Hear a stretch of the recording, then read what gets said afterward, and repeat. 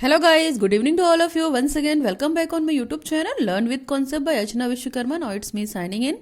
Hope you all are good. चलिए, हमारा course 4 का सीरीज चल रहा था as you know that language across the curriculum, और उसमें हम पढ़ रहे थे टीचिंग स्किल्स की जितनी भी हमारी यहाँ पे स्किल है, लैंग्वेज स्किल, भाषा कौशल, LSRW को हम पूरा कंप्लीट करेंगे। तो हमने लिसनिंग स्पीकिंग स्किल को पूरी तरीके से कंप्लीट कर लिया है। अभी करंट में हमारा रीडिंग स्किल कंटिन्यूएशन में है, ठीक ना। तो अगर आपने उन वीडियोस को नहीं देखा है तो you can watch this video, आपको प्रॉब्लम नहीं होगी, वीडियो से आपको नॉलेज ही मिलेगी। और देखिए, ये कोर्स मैं हमेशा से बोलती आई हूँ कि ये कोर्स केवल बीएड पर्पज से ही नहीं है, आगे जाकर जितने भी आप कॉम्पिटिटिव एग्जाम्स देंगे टीचिंग से रिलेटेड सब में लैंग्वेज का काम है। इवन ये पूरा कोर्स आपको पेडागोजी ऑफ इंग्लिश में भी काम आएगा। देखिए, वहाँ भी टीचिंग मेथड्स हैं, यहाँ भी हैं, और सारी चीज़ें कम से कम सिमिलर हैं। तो आपको कंटेंट और कॉन्सेप्ट क्लियर हो जाएगा। बाकी तो आप अपने सब्जेक्ट के हिसाब से थोड़ा बहुत उसमें मैनिपुलेशन और मॉडिफिकेशन कर सकते हो। और CTET में लैंग्वेज का पूरा पोर्शन आपको इस कोर्स से मिलेगा। तो अगर आपका कोर्स पूरा कंप्लीट रहेगा, कंटेंट पूरी नॉलेज रहेगी, तो कितने भी ऑब्जेक्टिव क्वेश्चन बने आप आराम से उसको हैंडल कर सकते हो, है ना, अगर चीजें क्लियर रहेंगी तो। चलिए स्टार्ट करते हैं टॉपिक। आज का जो टॉपिक है वो बेसिकली बहुत इंपॉर्टेंट टॉपिक है यार, हमेशा लॉन्ग क्वेश्चन में पूछा जाता है। इंपॉर्टेंट, वेरी इंपॉर्टेंट, ठीक ना, फॉर लॉन्ग क्वेश्चन। तो आप जरूर ध्यान से देखिएगा इस वीडियो को। मेथड्स ऑफ टीचिंग रीडिंग, यानी कि पठन शिक्षण की विधियां क्या हैं। मेथड्स ऑफ टीचिंग रीडिंग, पठन शिक्षण की विधियां क्या है। बेसिकली देखिए, पढ़ने की तो बहुत सारी विधियां हैं और हम पढ़ते चले आ रहे हैं, लेकिन आज की डेट में कौन कौन सी कॉमन विधि है, कौन कौन से कॉमन मेथड्स है जिनके द्वारा हम इन मेथड्स को यूज करके क्या करते हैं, अपनी टीचिंग को इफेक्टिव बनाते हैं। और एक टीचर तो हमेशा ध्यान देता है कि वो कौन से बेस्ट मेथड को चूज करे, ताकि जो हमारे स्टूडेंट्स हैं, ताकि जो हमारे लर्नर्स हैं, उनको प्रॉपर वे में वो नॉलेज गेन करा सके, ठीक ना। जैसे बच्चों को हम सिखाते हैं कि हमें सबसे जरूरी क्या है, किसी भी चीज को बोलना है तो वो बहुत ही क्लियरली बोले, है ना, यानी कि प्रोनाउंसिएशन, शुद्ध उच्चारण की टेंडेंसी बच्चों के अंदर डेवलप कराते हैं। इसलिए डेवलप कराते हैं क्योंकि देखो, बच्चा जब तक शुद्ध बोलेगा नहीं, साफ बोलेगा नहीं, क्लीन बोलेगा नहीं, क्लियर बोलेगा नहीं, तब तक वो बच्चे की बात ना तो टीचर समझ सकता है, ना तो वो जिसको अपनी बात कहना चाह रहा, समझाना चाह रहा, समझ पाएगा। तो रीडिंग स्किल का बेसिकली हमने जो मीनिंग निकाला अपने प्रीवियस वीडियो से, यही निकाला था कि बच्चा जो भी रीड कर रहा है, जो भी कर रहा है, वो प्रॉपर उच्चारण के साथ पढ़े, और रीडिंग के साथ उस जो टेक्स्ट लिखा हुआ है, जो प्रिंटेड टेक्स्ट लिखा हुआ है, या किसी का भी हैंड रिटन नोट्स है जो लिखा हुआ, उसको वो पढ़कर क्या करे, उसका अर्थ निकाल सके। मेन तो रीडिंग का यही पर्पज होता है, ठीक ना। तो आज का जो टॉपिक है हमारा टीचिंग मेथड है। तो हमारे पास तो बहुत सारे टीचिंग मेथड्स हैं जिनको हम यूज करेंगे। तो टीचिंग मेथड के थ्रू क्या बच्चा अपना उच्चारण, एक तरीके से कह सकती हैं आप कि बच्चा अगर अच्छे से बोल नहीं रहा है, अच्छे से प्रोनाउंसिएशन नहीं कर रहा है, तो हम अलग अलग बच्चे के लिए अलग अलग टीचिंग मेथड यूज कर सकते हैं, है ना। बेसिकली आपने छोटी क्लासेस में देखा होगा कि टीचर्स क्या करते हैं, बच्चों का पहले उच्चारण ठीक करवाते हैं ना, बच्चों को पहले क्या करवाते हैं, प्रोनाउंसिएशन करवाते हैं, चीजों को, लेटर्स को, अल्फाबेट को पहले वो बोलना सिखाते हैं, उनके फोनिक्स साउंड्स बनाते हैं, उनके फोनिक्स बताते हैं, है ना, कि लिपसिंग कैसे करनी है, कहाँ पे मुंह बहुत खोलना है, कहाँ पे थोड़ा कम खोलना है। तो ये सारी चीजें प्री प्राइमरी हम स्कूल में सीखते हैं, बच्चों को सिखाया जाता है। टीचर वहां पे बहुत हार्डवर्क करते हैं ताकि बच्चों का क्या हो, आगे जाकर प्रोनाउंसिएशन अच्छा हो जाए और वर्ड मेकिंग, वर्ड सेंटेंस अच्छा हो जाए। तो इसी के बारे में हम डिटेल बात करेंगे। चलिए, यहाँ पे लिखा हुआ these are the different methods of teaching reading to the young learners. यहाँ पे अगर हम बात करते हैं बेसिकली, तो यहाँ पे बहुत सारे शिक्षण विधियां दी हुई हैं जो किसके लिए हैं, हमारे युवा लर्नर्स के लिए। जाहिर सी बात है कि हमारा देश जो है युवाओं से भरा हुआ है, तो उनको सीखने के लिए यहाँ पे बहुत कुछ है, बहुत सारे मेथड्स हैं, और बेसिकली हम उन्हीं को सिखाना चाहते हैं ताकि आगे जाकर वो क्या करे, देश के लिए बेटर कर सके, और सबसे पहले तो खुद के लिए बेटर कर सके और अपनी सोसाइटी के लिए बेटर कर सके, ठीक ना। जब वो खुद बेटर होंगे, सोसाइटी बेटर होगी, तो देश अपने आप बेटर हो जाएगा। Now some of them are given पे, जिसमें से हम कुछ यहाँ पर डिस्कस करेंगे, तो आप इसको देख लीजिए। मैं इसका इंट्रोडक्शन देने से पहले कुछ चीजें आपकी क्लियर कर दूं। देखिए, हम यहाँ पे मेथड्स ऑफ टीचिंग रीडिंग की बात कर रहे हैं ना, methods of teaching, methods of teaching reading, okay, I hope आपको दिख रहा होगा। तो मेथड्स ऑफ टीचिंग रीडिंग में बेसिकली हम दो तरीके के पढ़ेंगे, ठीक ना। हम कैटेगराइज कर दे रहे हैं, फिर इसको वन बाय वन हम डिस्कस कर देंगे। वीडियो में भी थोड़ा सा लेंदी हो जाए, but it will go okay, आपको कॉन्सेप्ट क्लियर हो जाएगा। तो यहाँ पे जो पहला मेथड है हमारा लेटर मेथड, पहला मेथड है हमारा लेटर मेथड।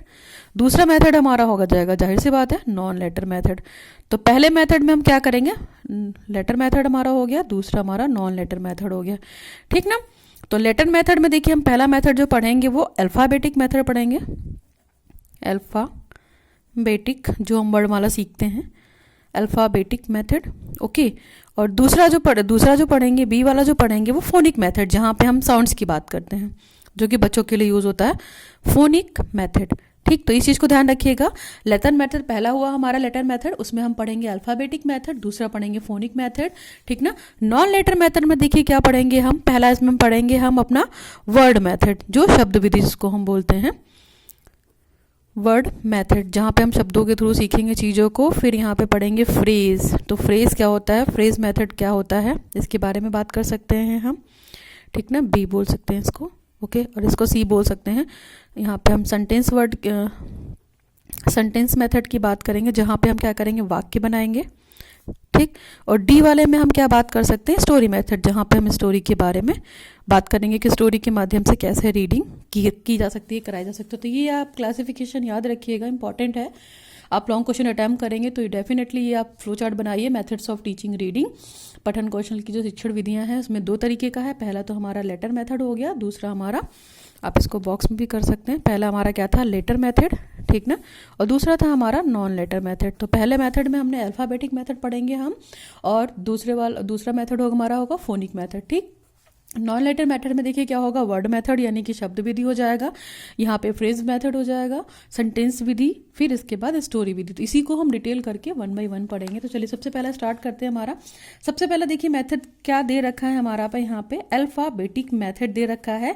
और ये अल्फ़ाबेटिक मेथड का मतलब हमारा है क्या, वर्णमाला विधि। और ये बहुत ही पुरानी विधि है, इसको हम काफ़ी टाइम से यूज़ करते चले आ रहे हैं। एक तरीके से बोल सकते हैं आप ट्रेडिशनल मेथड है।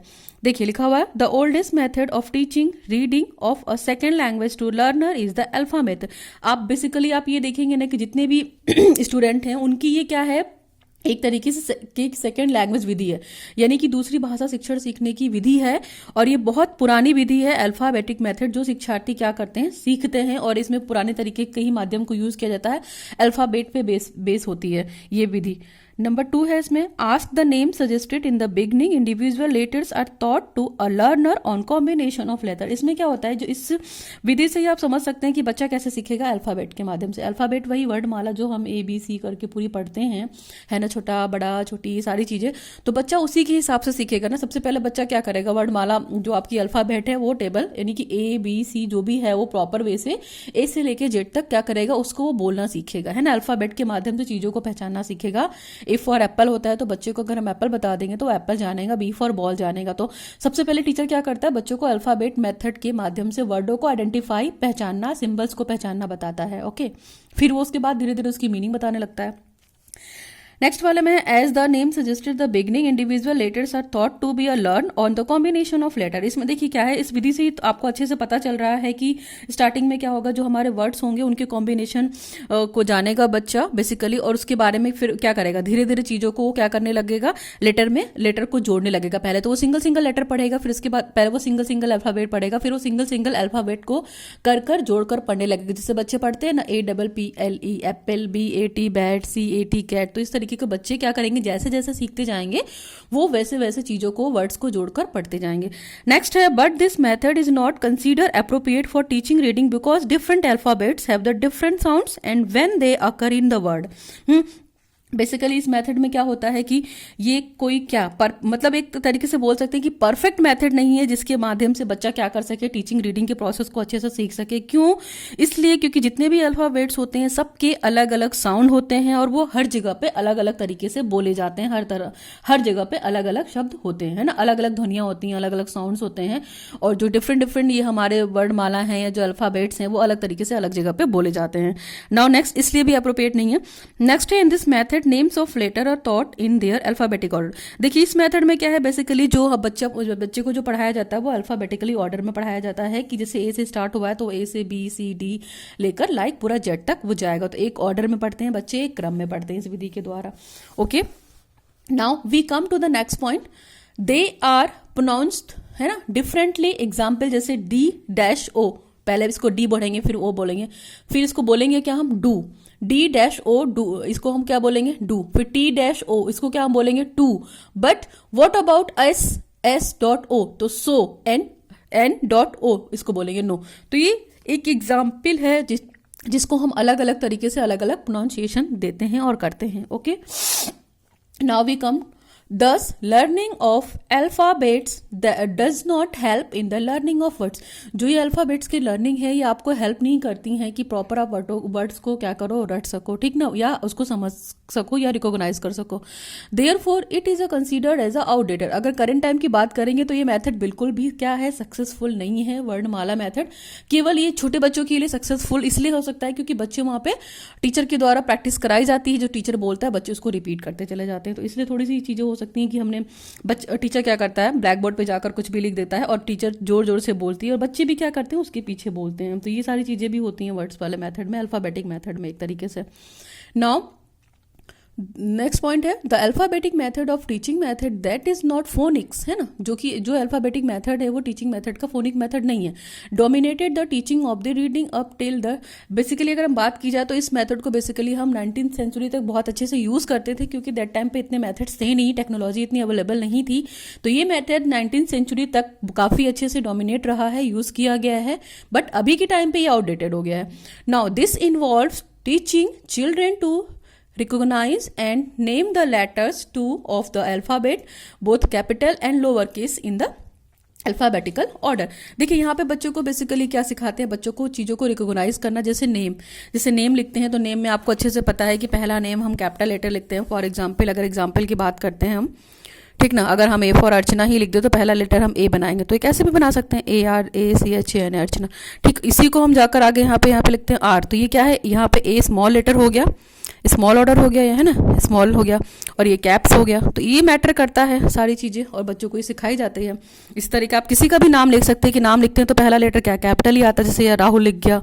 ठीक, तो इसी को अगर हम यहाँ पे ARE लिख दे तो यहाँ पे आर क्या हो गया, यहाँ पे आर ऐसे लिख गया.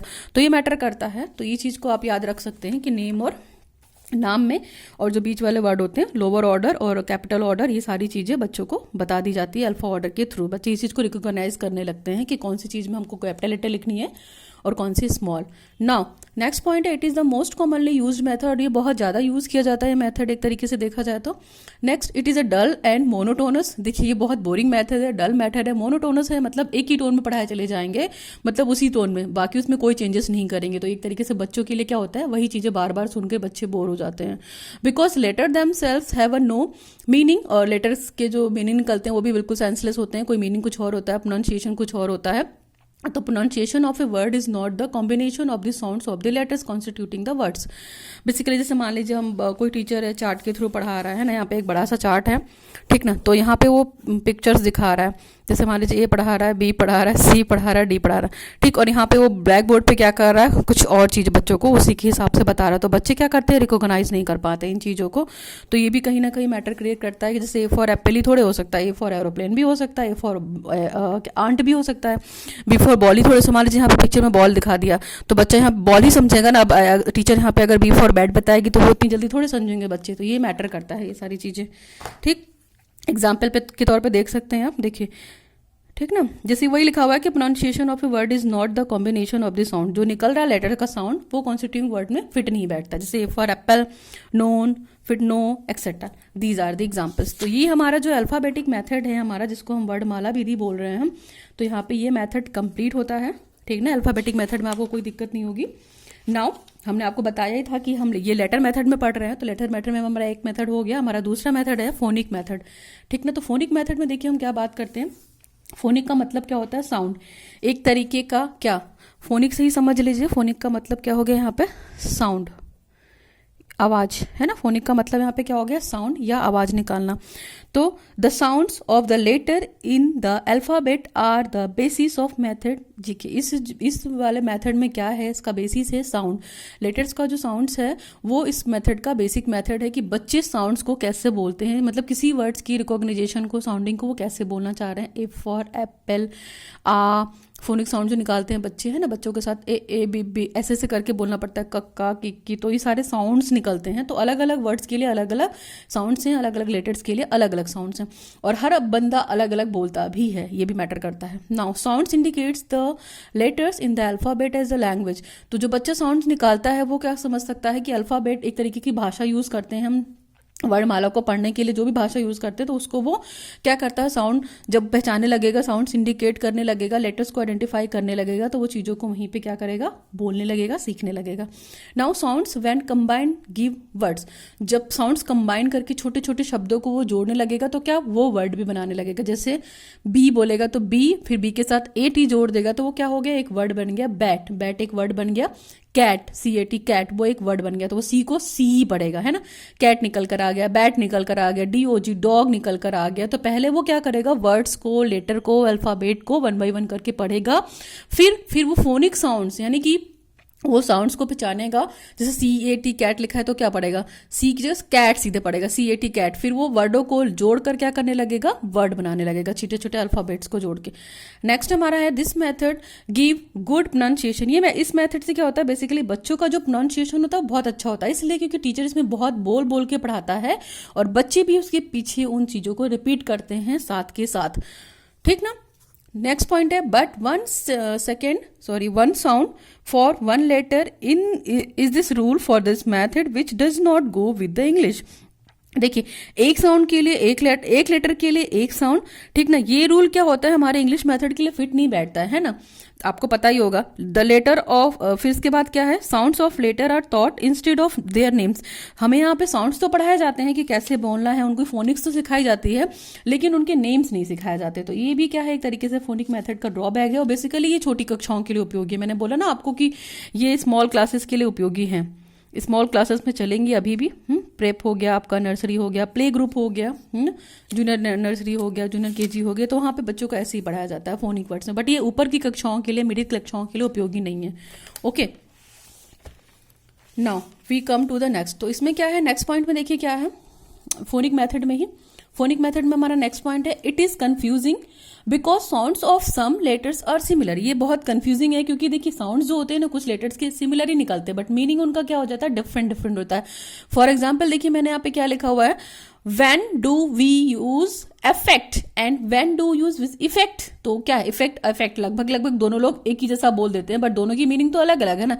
अफेक्ट अलग हो गया, इफेक्ट अलग हो गया। इफेक्ट का मतलब यहाँ पे प्रभाव हो गया, इफेक्ट का मतलब किसी चीज से वो क्या है, किसी चीज से अफेक्टेड है ना, प्रभावित है। और यहाँ पे क्या हो गया, इफेक्ट का मतलब किसी चीज का प्रभाव छोड़ रहा है। तो दोनों का प्रोनाउंसिएशन लगभग सेम है बट मीनिंग क्या है, डिफरेंट हो सकती है। जैसे और भी पढ़ते हैं हम, व्हाट अबाउट द वर्ब, अगर वर्ब की बात करते हैं तो टू बियर या टू बेयर, तो दोनों का प्रोनाउंसिएशन लगभग सेम निकल रहा हो, तो ये मीनिंग क्या हो सकते हैं, बहुत कंफ्यूजन होता है, लेकिन इनका जो साउंड वर्ड्स का प्रोनाउंसिएशन है वो सिमिलर है। ओके, तो यहाँ पे हमने 2 मेथड पढ़े।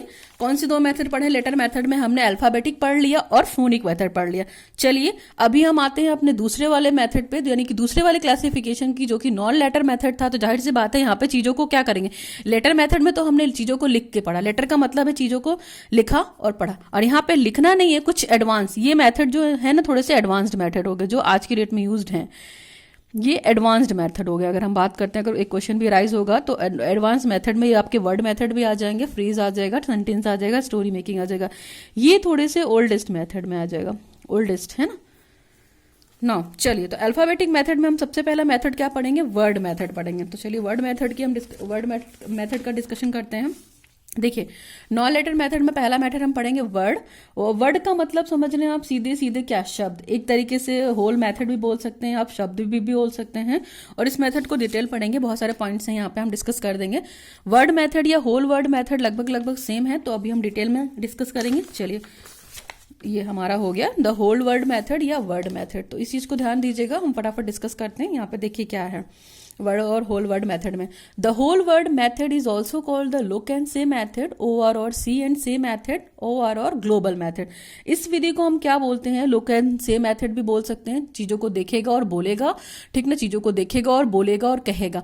ये एक तरीके का ग्लोबल मेथड है, कॉमन मेथड है कि हम बच्चों को कोई क्या कर सकते हैं, पिक्चर दिखा सकते हैं, ठीक ना, वर्ड्स की पिक्चर दिखा सकते हैं, और पिक्चर दिखाने के बाद क्या कर सकते हैं, उनकी बच्चों से मीनिंग पूछ सकते हैं, है ना।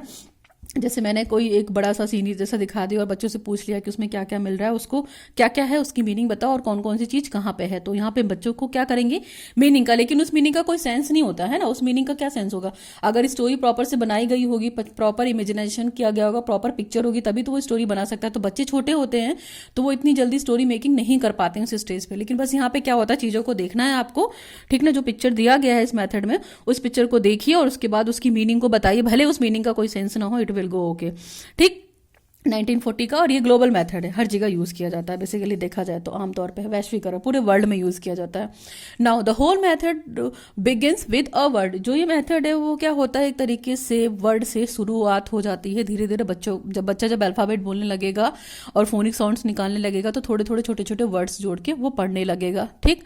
नेक्स्ट है द वर्ड्स में बी द कंटेंट और द स्ट्रक्चर वर्ड, जो वर्ड है उसके वो क्या हो सकते हैं, एक तरीके से उसका टॉपिक भी हो सकता है, ठीक ना, एक तरीके से उसका कंटेंट भी हो सकता है, उसका स्ट्रक्चर भी हो सकता है, कोई भी शब्द हो सकते हैं, कोई भी सामग्री हो सकती है जो बच्चे क्या करना चाहते हैं, वहां पे यूज करना चाहते हैं।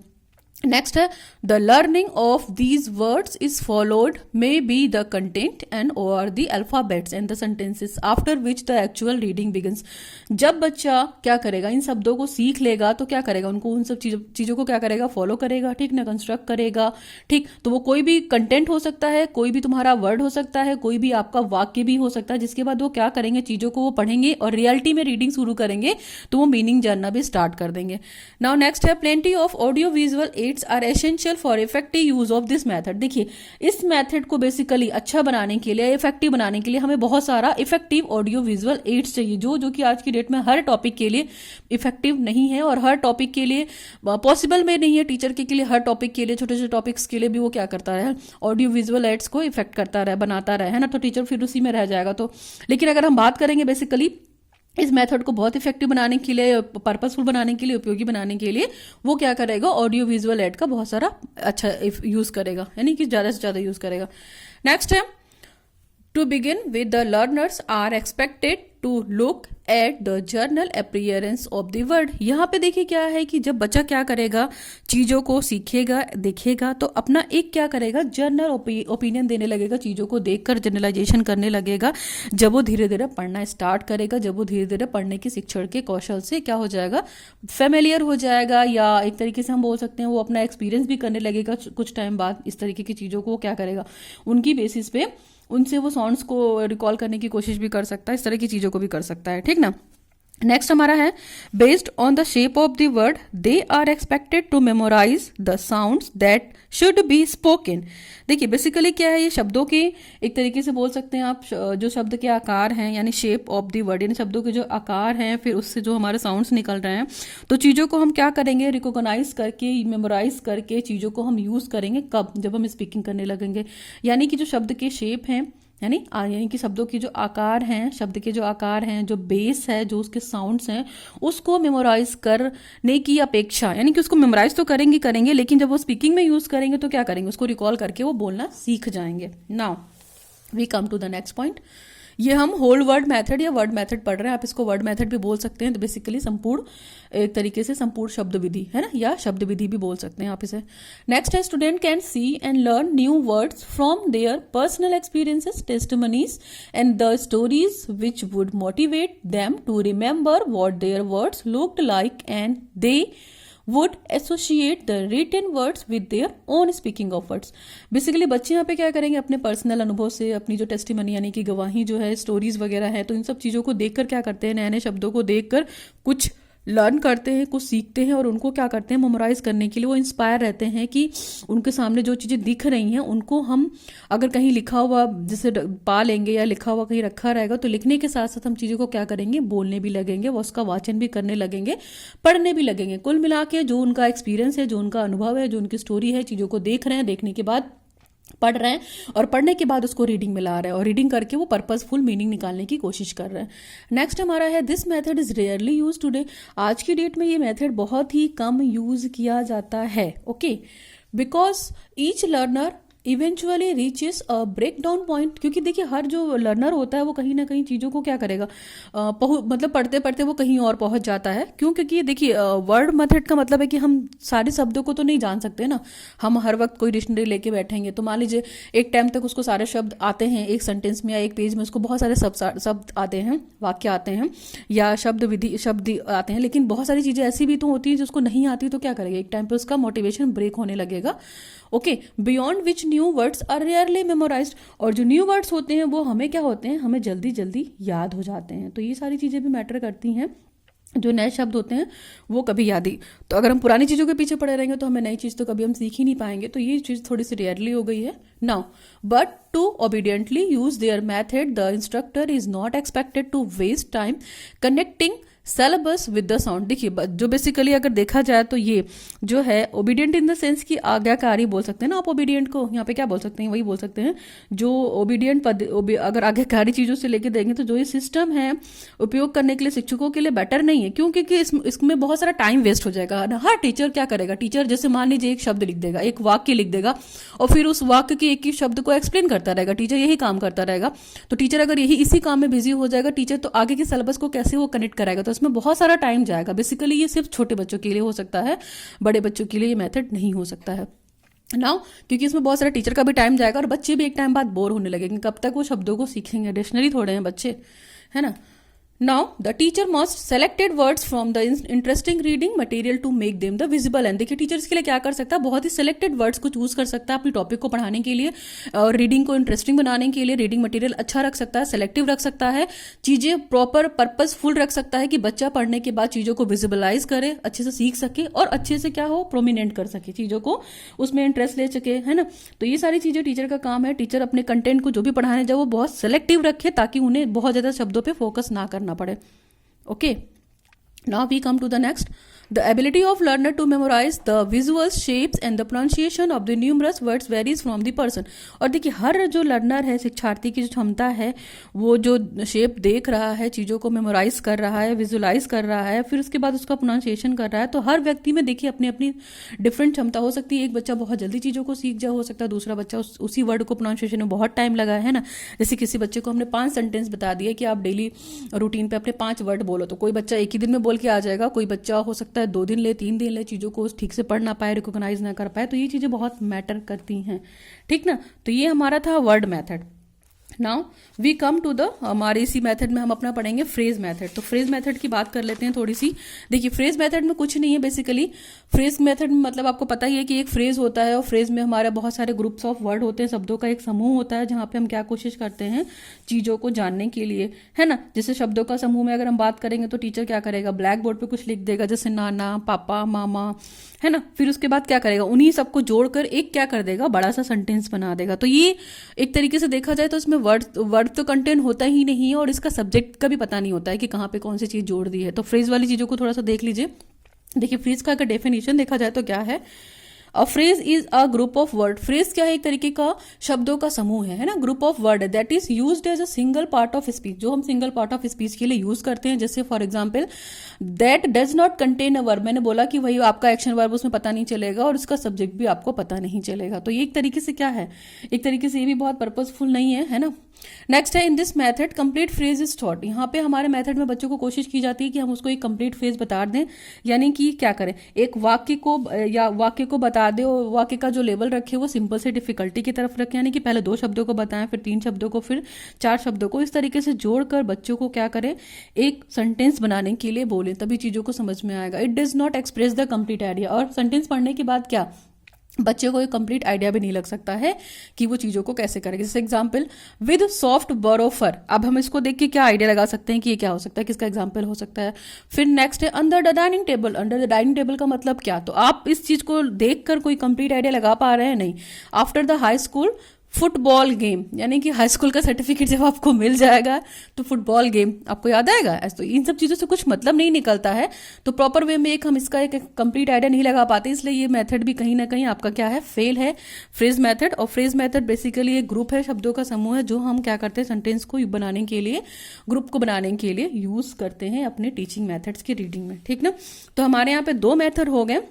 Now we come to the third method, ठीक है। थर्ड मेथड है हमारा स्टोरी।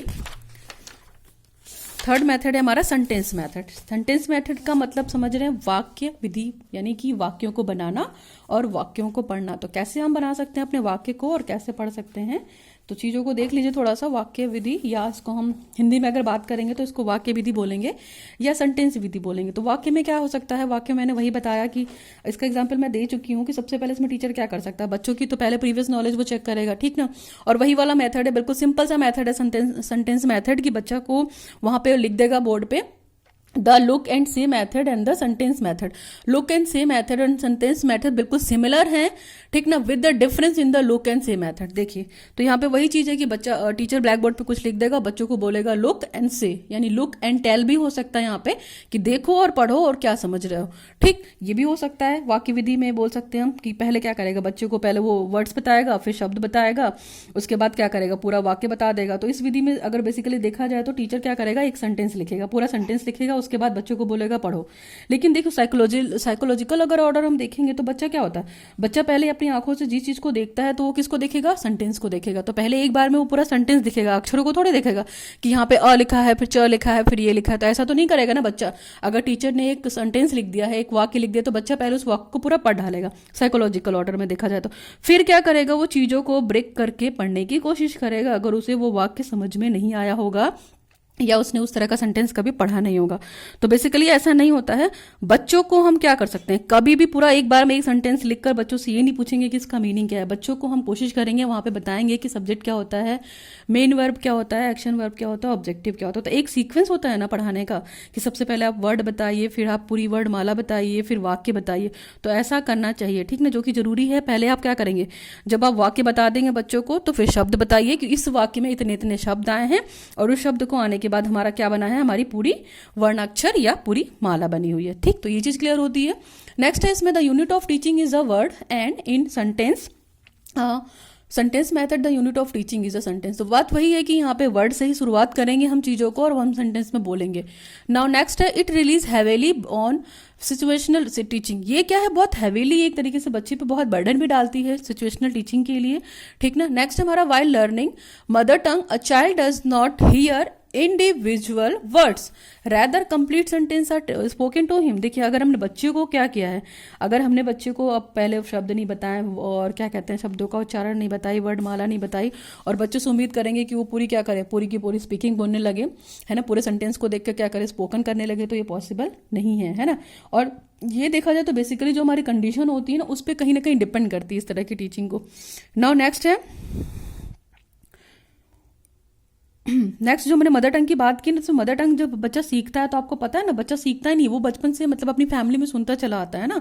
तो जो मातृभाषा होती है जब वो सीखता है एक बच्चा, तो बेसिकली अपने एनवायरमेंट से सुनता है ना। और बल्कि जब वो एनवायरमेंट से सुनता है तो छोटे छोटे शब्दों को सुनता है, फिर छोटे छोटे शब्दों को सुनकर क्या करता है, वो वाक्य बनाने की कोशिश करता है। उसको फिर जोड़ने के लिए नहीं बोलते। जैसे 1.5 साल का 2 साल का जो बच्चा है वो चीजों को पहले मम्मा, नाना, पापा, दादा ऐसे बोलेगा, फिर मम्मा क्या कर रही है, ऐसे मतलब तो चीजों को क्या करेगा, पहले वो शब्दों को सीखेगा छोटे छोटे, और शब्दों को जब सीख लेगा तो वाक्य बनाना भी धीरे धीरे वो 3 साल की स्टेज में अच्छा बच्चा बोलने लगते हैं। नर्सरी में आने के बाद बच्चे देखिए वो पूरा अच्छे से बोल लेते हैं ना, ma'am may I go to toilet, my name is this this and my school name is that. तो छोटे छोटे चीज क्या वो सेंटेंस को बोलने लगते हैं मदर टंग में, क्यों, क्योंकि एनवायरमेंट से लेकर आते हैं और वहां पे स्कूल में सीखते भी हैं।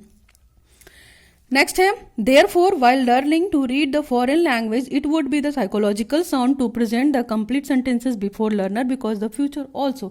देखिए बेसिकली देखा जाए तो इसमें क्या, जो फॉरेन लैंग्वेज बच्चा जब सीखता है तो उसमें उस समय ध्यान दिया जाता है कि जो भी वो सेंटेंस दे रहा है, वो जो सेंटेंस प्रेजेंट कर रहा है, बच्चे साइकोलॉजिकली उस सेंटेंस से फेमिलियर हो, उसकी जो सेंटेंस के जो वर्ड्स वहां पे यूज हो रहे हैं उसके साउंड से फेमिलियर हो, ताकि वो फ्यूचर में उनको क्या हो, किसी तरीके की कोई दिक्कत ना हो, ठीक। हम ये अपना एक होता है ना कि टीचर से हम लोग की साइकोलॉजी पहचानता है, बच्चे की फेस रीडिंग करके वो टीचर के अंदर एक कहते हैं ना, टीचर के अंदर साइकोलॉजिकल का गुण होना चाहिए कि टीचर साइकोलॉजिकली बेस्ड होना चाहिए।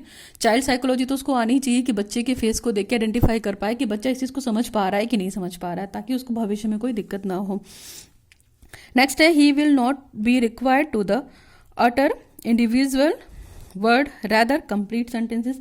इस तरह के सिस्टम में अगर हम देखा जाए तो जो भी टीचिंग करते समय जो टीचर्स होते हैं तो वो कुछ चीज़ों पे डिस्कस कर सकते हैं लेकिन वो चीज़ों को समझ नहीं सकते, ठीक है, रिक्वायर्ड नहीं है। While teaching through the method learner discuss the certain कुछ। यहाँ पे क्या हो सकता है, जब हम उन्हें मतलब नए नए शब्दों को जोड़ेंगे और वाक्यों को बनाएंगे तो जरूरी नहीं है कि उसे अलग अलग शब्दों के बजाय पूरे वाक्य की आवश्यकता होगी। जब वो चीज़ों को जानता है, एक सेंटेंस में 4 वर्ड आ रहे हैं, 4 शब्द आ रहे हैं, तो वो 4 शब्दों का अगर मतलब जानता है तो वो क्या करेगा, उस वाक्य की पूरी मीनिंग को पूरा अच्छे से समझ जाएगा कि हाँ यहाँ राम घर जाता है तो राम को जानता है कि राम नाउन है, घर जाता है, ये सारी चीजें वो समझने लगा। जैसे Ram is going to market, तो राम मार्केट जा रहा है तो उसको राम का मतलब पता है, गोइंग का मतलब पता है, मार्केट का मतलब पता है और आईएनजी वर्ब का मतलब। तो ये सारी चीजें वो उसको अलग से बताने की जरूरत नहीं पड़ेगी जब बच्चा सीखने लगेगा, तो कॉमन सी चीज है। नाउ नेक्स्ट है similarly the other objects are described orally and there the corresponding sentences are written on the black board. Basically आपको मैंने वही चीज बोली है कि जब क्या होता है यहाँ पे ब्लैक बोर्ड पे जब टीचर कुछ लिखता है और बच्चों को बोलता है कि मतलब ऑब्जेक्ट उसमें बताता है, ओरली बताता है, चीज़ों को कॉरेस्पॉन्डिंग करके बताता है, सारी चीज़ों को करके बताता है। तो जब वो ओरल रूप से चीज़ों को डिस्क्राइब करेगा तो उनसे कुछ जो ब्लैक बोर्ड पर लिखे जाते हैं उस वाक्य का मतलब तो निकलेगा ना, कोई मीनिंग तो निकलेगा ना, कोई सेंटेंस तो निकलेगा, उससे संबंधित बहुत सारे वाक्य भी बच्चों को टीचर को करेस्पॉन्डेंट करके को रिलेट करके बताना चाहिए कि इससे रिलेटेड ये एग्जाम्पल भी हो सकता है, इससे रिलेटेड ये एग्जाम्पल भी हो सकता है। इससे बच्चा चीज़ों को जल्दी सीखेगा और बहुत देर तक क्या करेगा, उसके माइंड में ये चीज़ रहेंगी। हम किसी चीज़ को एग्जाम्पल के थ्रू पढ़ाते हैं तो। नाउ देखिए the teacher reads the sentence and the learner follow. बच्चा क्या करता है, टीचर जो पढ़ता चला जा रहा है, उसके बाद बच्चे क्या करेंगे, बच्चे उसी चीज़ के पीछे पीछे उसको पढ़ेंगे। तो पढ़ने से क्या होगा, बच्चे की भी मेमोरी अच्छी होगी और जो लर्नर को वो फॉलो करेंगे उससे भी उसकी मेमोरी अच्छी हो जाएगी। Now we come to the next. In this way the student learn to read the whole sentence ठीक ना। इस वाले मेथड में क्या करते हैं, जो बच्चे होते हैं पूरे सेंटेंस को पढ़ने की कोशिश करते हैं। Learner easily understand the meaning and sense from the sentences. जो लर्नर होते हैं वो चीज़ों को समझ जाते हैं, उसकी मीनिंग को समझ जाते हैं, जो भी वाक्य वहाँ पे वो लिखे होते हैं, ठीक ना। नेक्स्ट पॉइंट हमारा, this method is regarded as the best method for teaching reading. यानी कि रीडिंग टीचिंग के लिए सबसे बेस्ट अगर मेथड है तो वो कौन सा मेथड है, हमारा सेंटेंस मेथड है। बच्चे इसके थ्रू काफ़ी कुछ सीख जाते हैं, वाक्य बनाना सीख जाते हैं, ये सारी चीज़ें फॉलो अप करते हैं। तो रीडिंग मेथड में हमने ये चीज़ मेथड पढ़ी, सेंटेंस मेथड पढ़ लिया, ठीक ना। अब हमारा एक मेथड बचता है लास्ट वाला, स्टोरी मेथड। तो स्टोरी मेथड को भी हम फटाफट कंप्लीट करने की कोशिश करते हैं। कुछ नहीं है, कहानी विधि भी बोल सकते हैं इसको, स्टोरी मेथड को। और कहानी विधि में आपको अच्छे से पता है कि यहाँ पे क्या हो सकता है इस विधि में। बेसिकली देखा जाए तो ये काफ़ी एडवांस्ड और डेवलप्ड फॉर्म है ना कहानी मेथड की। बच्चा जो होता है कहानी जब सुनेगा, कहीं भी जाएगा, चीज़ों को देखेगा, पिक्चराइजेशन के थ्रू भी, चित्रों के थ्रू भी बच्चे क्या करते हैं, पढ़ने की कोशिश करते हैं ना, तो उसमें काफ़ी इंटरेस्ट लेते हैं। आपने कभी देखा होगा कि आप क्लास में आइए और बड़ा सा चार्ट टांग दीजिए, कुछ डेमोन्स्ट्रेशन कर दीजिए, है ना, एक चार्ट पेपर भी लगा दीजिए, तो बच्चा उसको बहुत इंटरेस्ट से देखता है और उसमें जो इमेजेस बनी होती हैं उसको देखकर उसमें काफ़ी इंटरेस्ट क्रिएट करते हैं। तो बेसिकली देखा जाए तो साइकोलॉजिकल एटीट्यूड से भी इस विधि में बच्चे काफ़ी इंटरेस्ट लेते हैं। क्यों? क्योंकि उनको पता है कि टीचर अभी यहाँ पे कुछ इंटरेस्टिंग करेगा, तो बच्चे क्या होते हैं ना, क्यूरियस हो जाते हैं पढ़ने के लिए। और ये छोटे बच्चे में तो बहुत ज़्यादा होते हैं, खुश हो जाते हैं बच्चे चीज़ों को देखकर। तो जो छोटे बच्चे होते हैं उनके लिए बहुत बेस्ट है, सबसे बेस्ट मेथड है ये स्टोरी टेलिंग का, कि बच्चों को स्टोरी के माध्यम से, सिंगिंग के माध्यम से, राइम के माध्यम से, देखिए स्टोरी बताते हैं ना, मॉरल स्टोरी, कि इस कहानी का मॉरल शीर्षक ये है, तो हम कहानी के माध्यम से भी क्या कर सकते हैं, बच्चों को पढ़ा सकते हैं। यहाँ पे चित्र दिखा सकते हैं, बड़े बड़े सिम्बल्स दिखा सकते हैं, वाक्य लिख सकते हैं इंटरेस्टिंग वे में, क्रिएटिंग वे में। कुछ टीचर क्या कर सकता है, यहाँ पे टीचर भी इन्वॉल्व हो सकता है और बच्चों को भी इन्वॉल्व करा सकता है स्टोरी में। जैसे किसी स्टोरी को वो बोल रही है या बता रही है तो बच्चों से बोलेगी कि आप लोग भी इसमें इन्वॉल्व होइए, आप भी मतलब कान खोलकर, आँख खोलकर और अपने सारे सेंसस ऑर्गन के साथ एक्टिविटी करके पूरे साइकोमोटर स्किल डेवलप हो सकती हैं बच्चे की यहाँ पे। तो बच्चों को भी वो बोलेगी प्रैक्टिस करने के लिए चीज़ों को, है ना, रिकॉग्नाइज कराएगी उनको इंटरेस्ट। जैसे मान लीजिए कोई राइम बता रही है, कोई स्टोरी बता रही है, छोटी सी स्टोरी बता रही है। फॉर एग्जाम्पल छोटे बच्चे में होता है ना प्यासा कौवा, आपको पता होगा स्टोरी मेथड में बहुत सारे एग्जाम्पल्स लेते हैं ना टीचर्स बच्चों को पढ़ाने के लिए। फॉर एग्जाम्पल जैसे थर्स्टी क्रो होता है, तो अ क्रो वॉज वेरी थर्स्टी, तो टीचर बहुत इंटरेस्टिंग से बताती है तो बच्चे भी बोलते हैं उसके साथ, a crow was very thirsty, he looked for the water, he looked for the water here and there. तो बच्चे भी इसके साथ चीज़ों को रिपीट करते हैं, ठीक ना। He looked for the water here and there, after that he thought, he saw the pot of the water, then water level is very less in the pot, then he thought a plan, he collected some pebbles, threw into the pot one by one, then water came up and crew crow drank the water and fly away. तो बच्चे जो होते हैं ना, प्यासा कौवा की story से सुनी होगी, हिंदी इंग्लिश दोनों में है, तो टीचर्स को करके बताता है बच्चों के साथ, और बच्चे भी एक्शन करते हैं, तो वो चीज़ों को जल्दी सीखते हैं स्टोरी के माध्यम से, वो चीज़ें बनी रहती हैं। क्यों? क्योंकि वो गाकर सीखते हैं, पढ़कर सीखते हैं, टीचर के साथ एक्शन करके सीखते हैं। तो बहुत बेस्ट मैथड है ये। Okay, for the best method for child अगर बोला जाए तो स्टोरी टेलिंग से कुछ भी बेस्ट नहीं है। बेस्ट मैथड फॉर चाइल्ड, तो मैंने यहाँ पे आपको समझा दिया, आपको समझाने की जरूरत बचती नहीं है, फिर भी यहाँ 3-4 पॉइंट लिखा हुआ, पढ़ लीजिए। हो, it is an advance method our over sentence method. Sentence method की अपेक्षा ये बहुत अच्छी विधि है ना।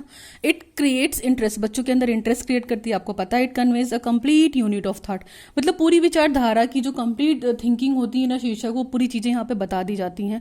It puts heavy load on the memory, लेकिन ये कहीं ना कहीं मेमोरी पे भी बेस्ड करती है कि जैसे जो टीचर का फ्लो है स्टोरी बताने का या राइम बताने का, पूरा प्रॉपर मेमोरी पे बेस्ड रहेगा कि उसको हर चीज़ याद होनी चाहिए। नाउ नेक्स्ट है, in this stage letters and words are emphasise. यहाँ पे क्या होते हैं, जो वर्ड्स होते हैं, जो शब्द होते हैं, जो लेटर्स होते हैं, अल्फ़ाबेट्स होते हैं, लेटर्स होते हैं, वर्ड्स, वो वहाँ पे एम्फोसाइज्ड होते हैं। इन this stage habit of reading is form. बच्चे इस स्टेज के थ्रू, इस विधि के थ्रू बच्चे क्या करते हैं, पढ़ने की प्रवृत्ति अपने अंदर जागृत करते हैं। तो ये मैंने मेथड्स ऑफ टीचिंग आपको पूरा ओरली डिस्कस कर दिया, यहाँ पे कोई दिक्कत नहीं होनी चाहिए, ठीक ना। मेथड्स ऑफ टीचिंग मैंने आपको बताया, आप इसको फटाफट एक बार रिकॉल करा देती हूँ मैं, ताकि आपको कोई कन्फ्यूजन ना हो। मेथड्स ऑफ टीचिंग में मैंने आपको सीधे सीधे बताया था कि 2 तरीके में मैंने 2 क्लासिफिकेशन दिए, ठीक ना। पहला लेटर मेथड था, लेटर मेथड में मैंने अल्फ़ाबेटिक आपको पढ़ाया पूरा, है ना। इसके बाद फोनिक साउंड पढ़ाया, फोनिक मेथड पढ़ाया।